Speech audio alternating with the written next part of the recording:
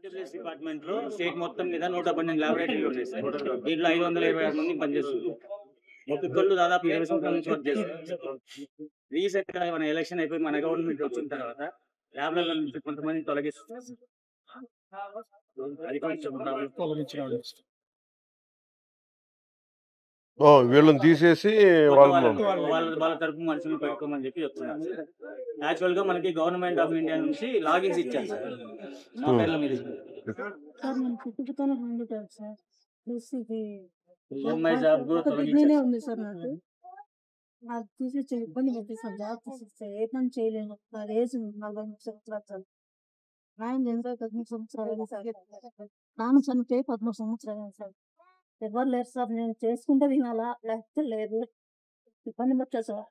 మీరు పనిచేస్తారు మన ల్యాబొరేటరీలో హెల్పర్ గా పనిచేస్తుంది సార్. కమలాపురంలో